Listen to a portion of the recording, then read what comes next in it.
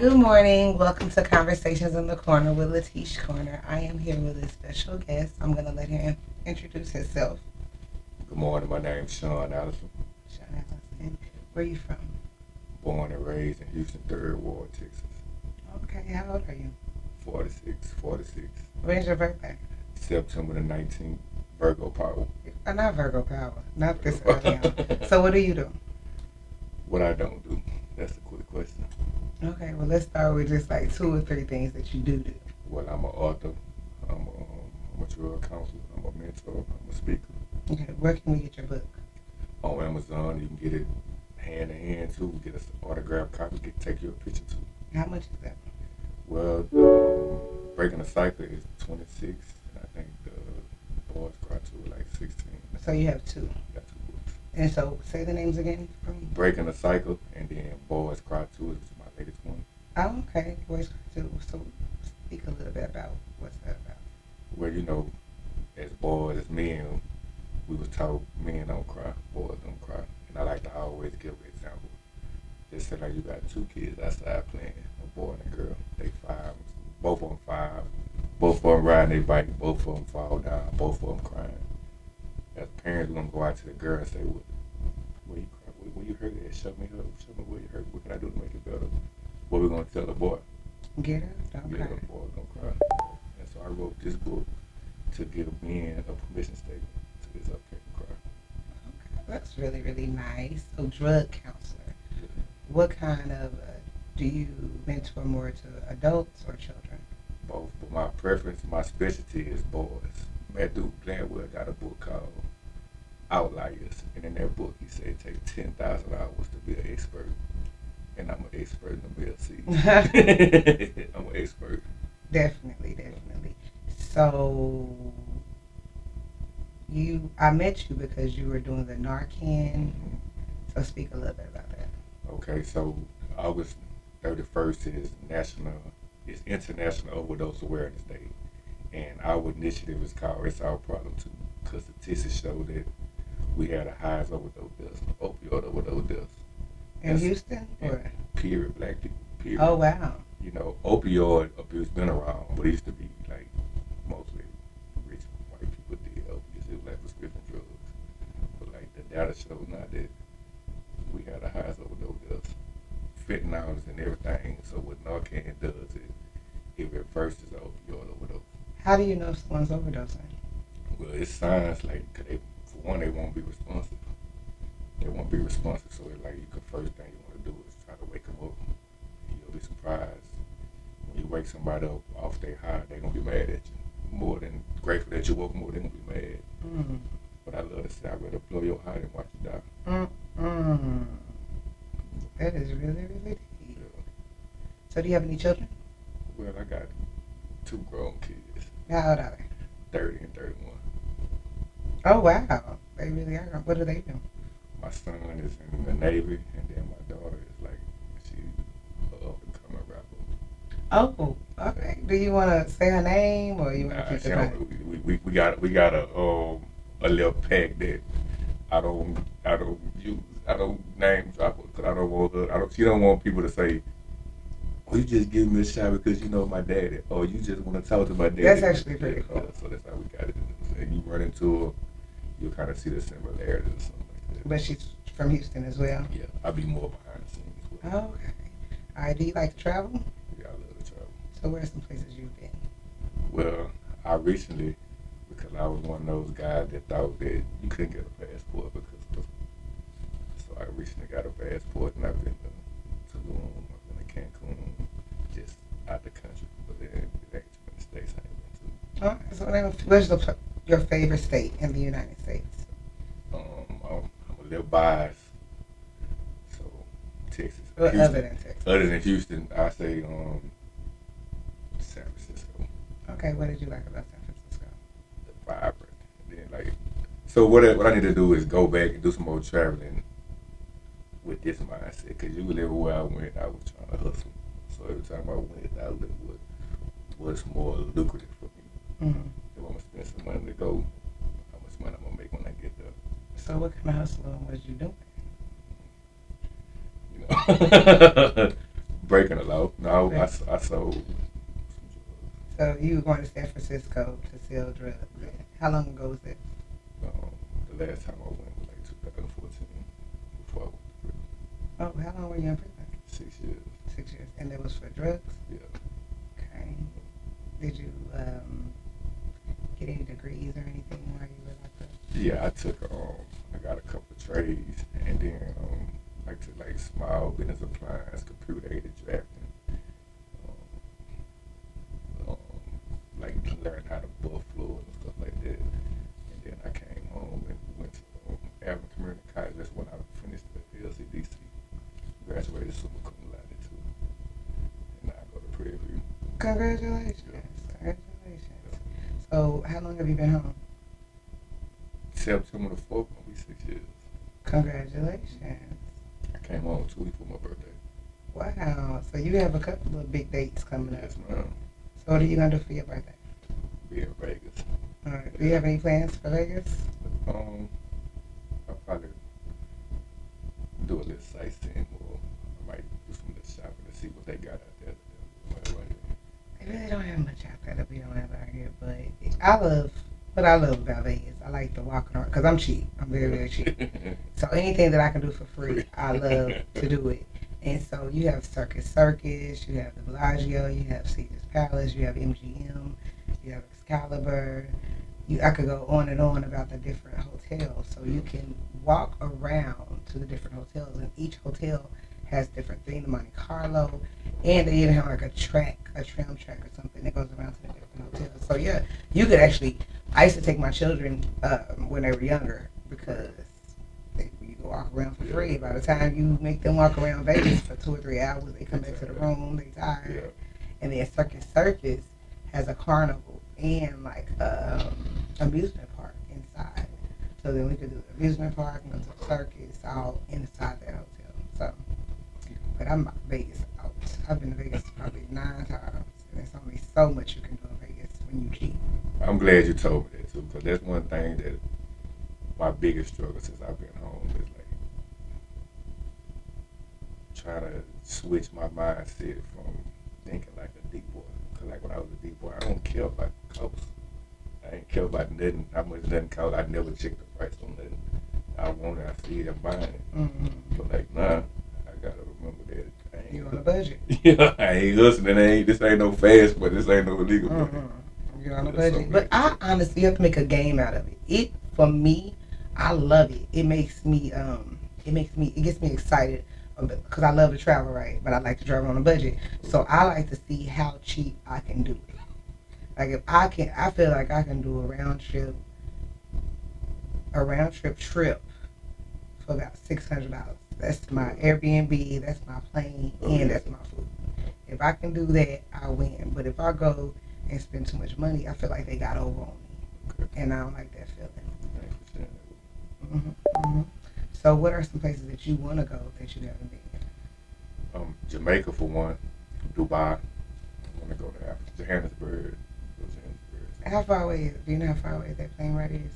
No. It's like I don't know how far that place is, but I know Africa itself is like up to 22 hours, and that is a lot. I feel like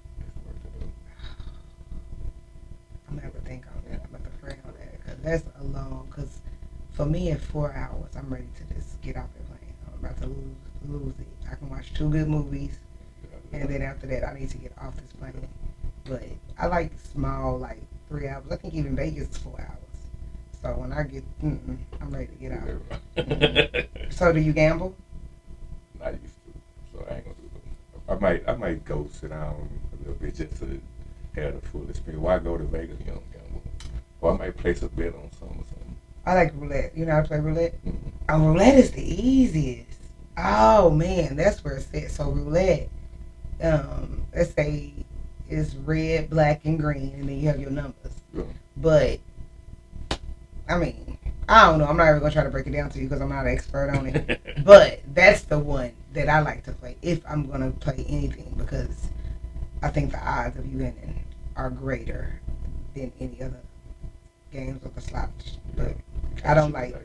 No, I'm not really familiar with dice. What about dominoes? You not play Yeah, I dominoes? play dominoes. They gamble down there on the dominoes too? I don't know. I don't think so. I'm sure you could probably get in a domino tournament or something. We should do that. We should set up a domino tournament. That would be really fun. Yeah, I know how to play dominoes really good. I'm really good at dominoes. So, who are you raised by? I was fortunate. Like I said, I grew up in Third Ward, so I was fortunate to come from a two-parent home. Even though my dad, which I found out later was my stepdad, he was just there, like financially, physically. He wasn't there emotionally. So my mom was like the person, like the voice of the house, everything. All my respect come from my mom. Are y'all, is she still, are y'all close? Both my mom and my stepdad passed away. My mom passed in 2012, and then my stepdad that raised me, he died 8 days before. Today is what, 24th? The 25th. 27 would make 6 years that he's been dead. He died 8 days before I come home. Oh wow! So I came home to this family. And so your mom Died in 2012.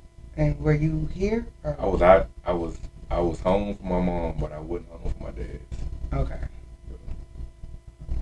What about your biological father?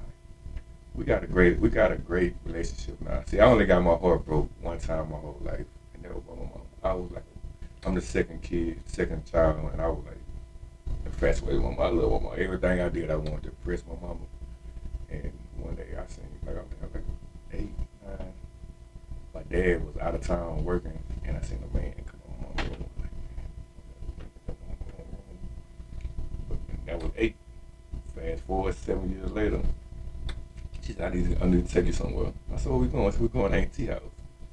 Aunt T, we grew up thinking like Aunt T was just my mama's best friend. But she always kind of catered to me more than my other siblings. Like on my birthday and Christmas, I got expensive stuff. My brother them got regular stuff. So we going to Aunt T house. We get over there. I see the same man over there that I've seen when I was 8. When she told me, like, this your dad. So the first time I seen him, I was like 15. I was having money. And I was like, man, he ain't my dad at home. So he tried to give me some money. He tried to give me probably like $500. So I put the bankroll out. I said, man, I don't need your money.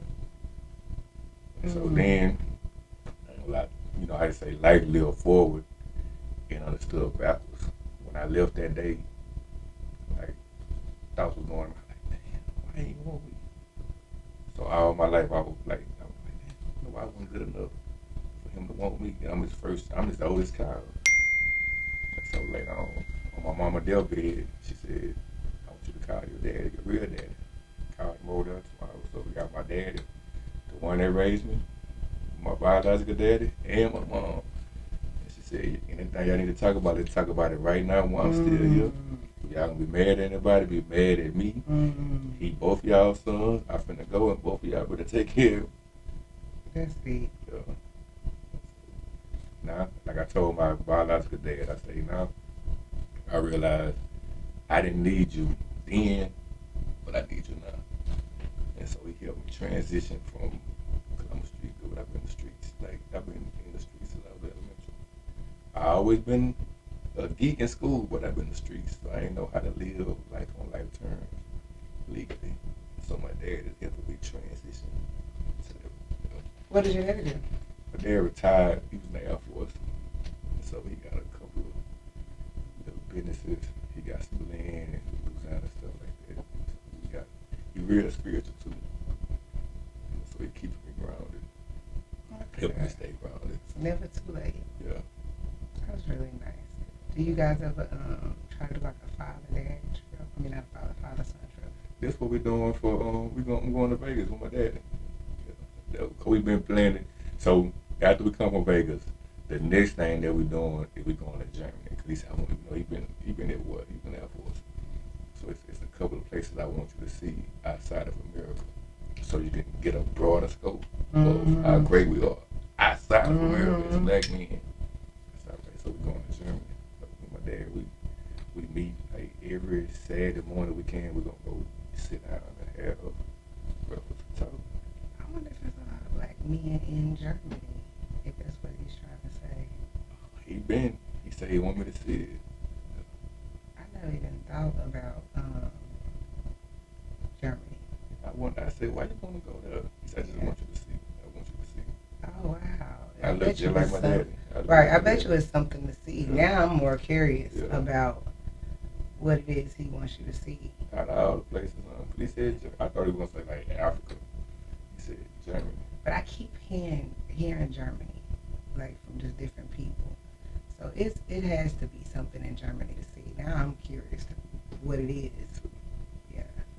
All right. So what kind of future plans do you have? Do you want to write another book? Or? I got some more books coming. My goal is to open up like a rehab center, kind of like for boys, but not just dealing with drugs and trauma, but teach them how to respect themselves for one, the importance of hygiene, the importance of spirituality, like getting tailored, getting fitted for suits, proper eating etiquette, just different stuff like that. I got a soft spot for boys and girls too, cause when girls get their identity from their daddies. I found it out later. Cause I had to ask myself a hard question. I said, man, how would I feel as a daddy if my daughter wanted me home? And she did. Like my daughter first baby daddy looked like me, was a womanizer like I used to be, bunch of gold, smoke, tattoos, everything. And that's what I showed her. How do you feel about that? That's one of the things that I'm not so proud of. Like I feel it's like I feel as a dad. Cause I didn't know. Like I fathered her the way my dad fathered me. I made sure she had all of the late every name brand that was I made sure she had it. And like me and her mom were really together, so I did like most women supposed to do. When I met a female, I was like, man, I come with a package. I had a son and a daughter. That's I got a son. My son, mama she was a good woman, so I ain't have to worry about them doing nothing for my son. But I had to custom my daughter. So I'm like, man, you like go and get your hair done, all that. She need that too. She need bras. She need all that. And I showed her. I let her see that relationships really didn't matter. Like people, like I made her feel like women were just to be used. And that's I didn't see it until it came back and slapped me in my face too. And like my son, never been in trouble. First grade had sex with, got married. My daughter, in and out of jail like me. She was in and out of jail like me. Like 2 kids out of wedlock. So I had to go see it in jail. And it kind of hurt me. It didn't kind of hurt me. It hurt me. I feel that. That's sweet. So how is the relationship now? Well, we was off and on. Like I said, I'm behind the scenes with her, and so long as I'm paying money, I'm daddy. But when I say no, I ain't daddy no more. And so I had to ask myself. First, I was trying to make sure, like I'm kind of like overcompensating for the years I wasn't there. The only time I wasn't there if I was in jail. Like if I was home, I had her, and I had put her. I had like a couple of good women I was dating earlier that were like good spiritual women that had a strong family foundation that I had her with, but she didn't want no structure, so she started withdrawing away, and then I ended up going to jail.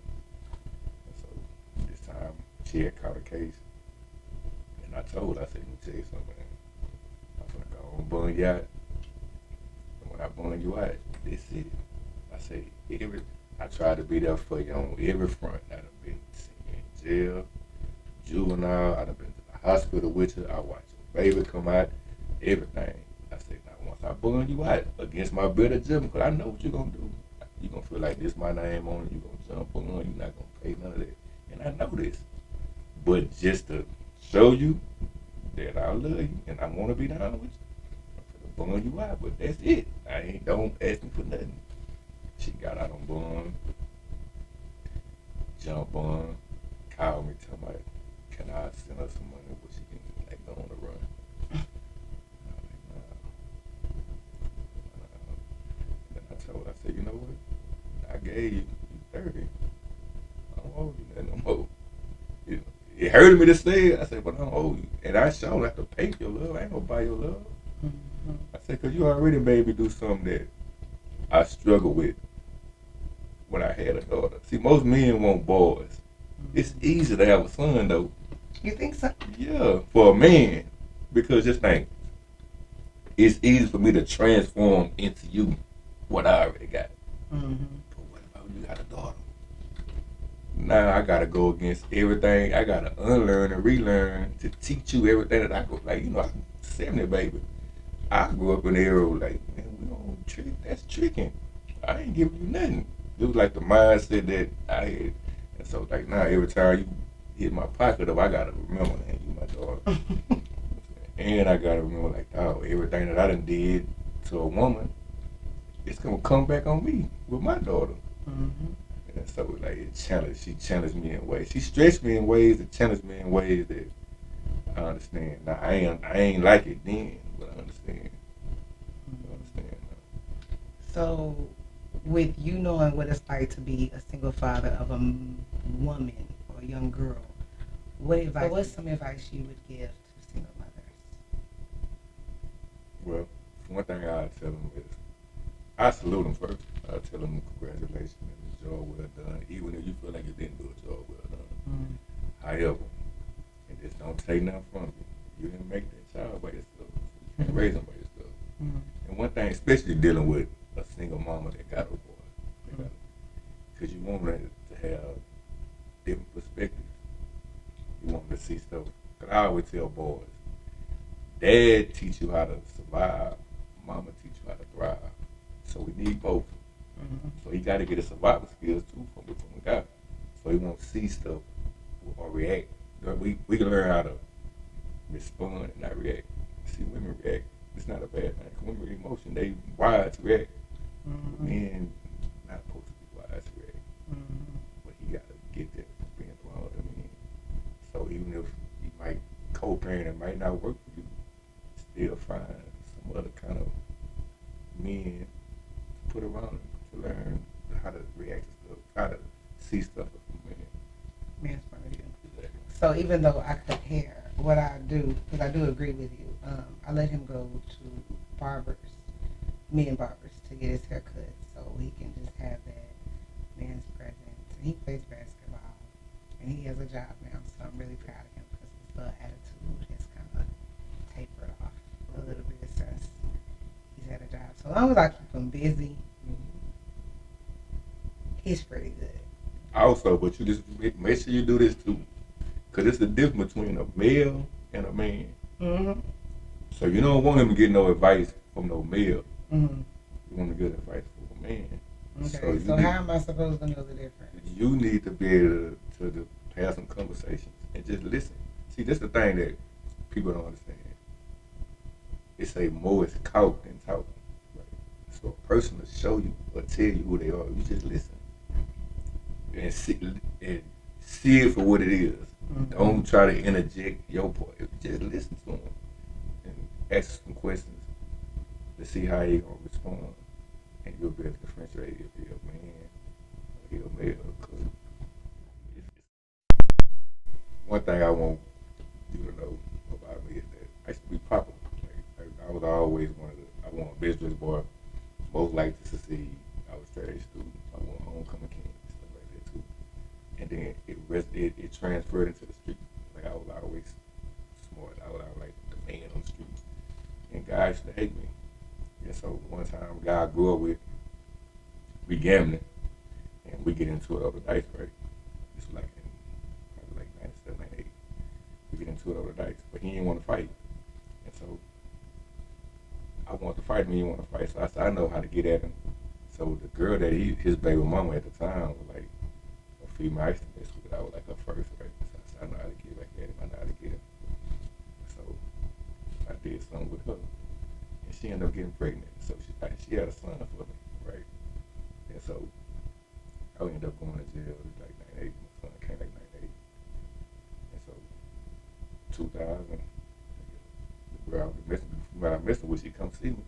She like, man, this dude, I ain't gonna say his name, but he killed one of that girl kids. And I was like, for real? She was like, yeah. I was like, damn, that's messed up. But I never snapped that. Man, I wonder which one he killed. I ain't never snapped. And so she came back and see me again. She said, I just found out something. I said, what's that?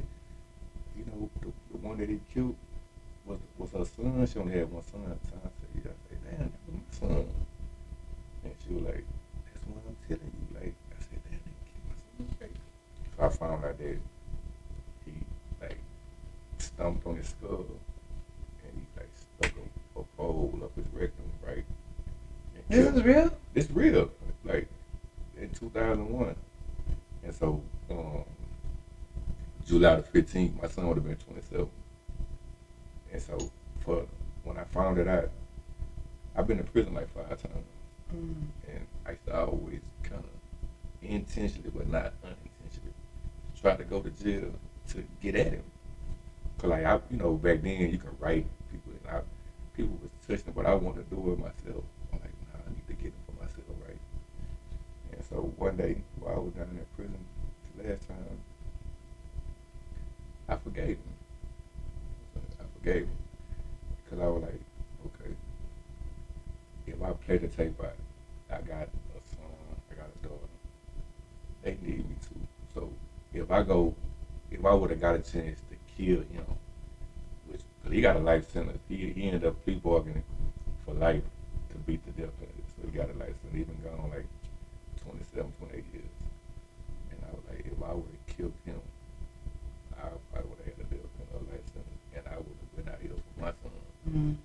And so my other kids. And so that's something that I wrestle with. And so why I'm telling you this story, because me and her mama, me and his mama, we never talked about that for a long time. And I recently saw, and that's how I didn't realize that his birthday was February 27th. My mom's birthday is February 26th. My mama died July the 8th. My son got killed July 15th. So I didn't even must know the Connection. And so she said, so thank you so much for all your patience and coming all the way out here. So where can we find you and donate to your cause? Well, on Instagram, I'm Trendsetters Go Getters, and then you can go to DAWN ministry.org and make a donation, and come out and do. You can donate your time. It ain't always got to be money. Oh, perfect. I love the volunteer. Okay, perfect. Thank you guys. Thank you for tuning in. Have a good day. I just feel like me and God had this. I thought we had an understanding. He wasn't gonna let me do nothing hard. But guess what? That's where the real growth takes place. I know. Your comfort zone is a beautiful place, but don't nothing grow there. I know. It's a lot to take in. How you eat elephant? Exactly. Or are these all the classes? Is that each class? Can't click on the video. It's just different. You know, that's old, it's new, or just different modules.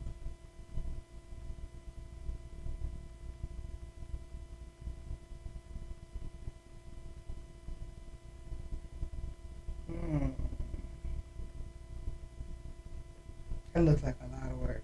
It just look like that. The same thing when you first move into the house, you like this